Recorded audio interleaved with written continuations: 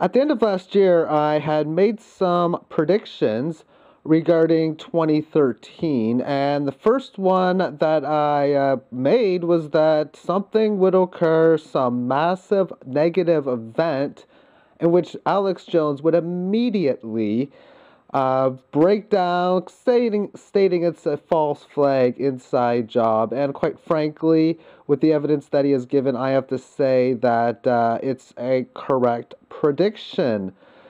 And for the rest of this video, what I'm going to be doing is putting on the game freecell, just playing around while I talk about the rest of these issues, because I just don't want to show the same image over and over again. It's just no fun.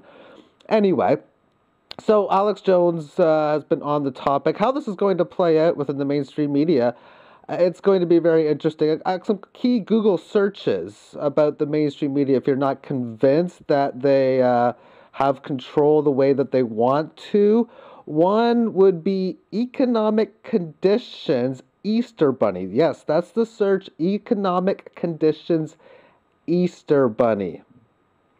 Also, September 11th, you can do the search for BBC reporting early. So there's just a few things right there. And I definitely have my questions regarding the Boston Marathon as well. Now let's switch over to the silver and gold disconnect, which you can see on the right-hand side, stronger than I had imagined, because the move that brought the big drop from 26 to 22, I'm not surprised that it was a fast move. In fact, that's what I would expect on the key break of the 26 level.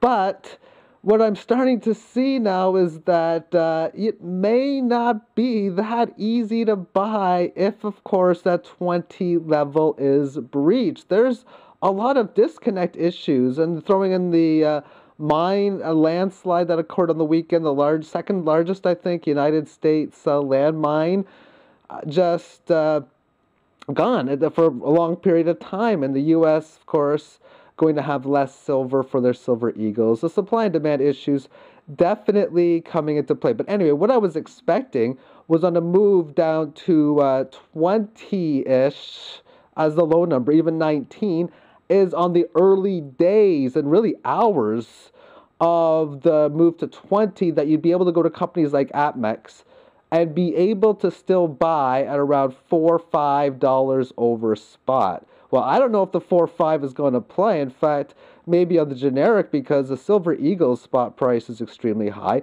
I'm noticing on a day-by-day level that the waits are getting longer and longer and longer for what you want, and the stockouts are coming into play. I look at some of the coins that I was interested in, I see, oh, this one's only got like 47 period that are left.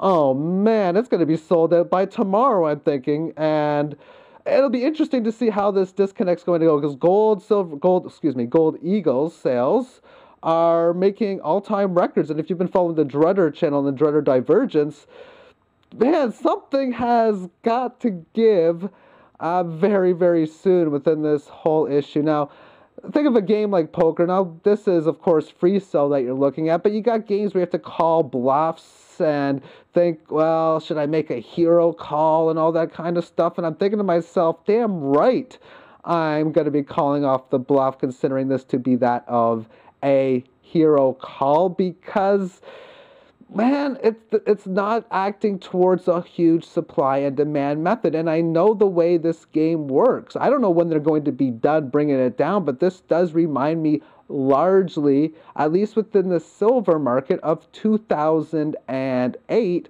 when they just crushed the whole thing down to like 9, 10, and it couldn't sustain because the same sort of disconnect was coming into play. I went to my coin shop the other day, boom, the person had pretty much nothing, and the prices on scrap silver was just incredibly insane and totally insane.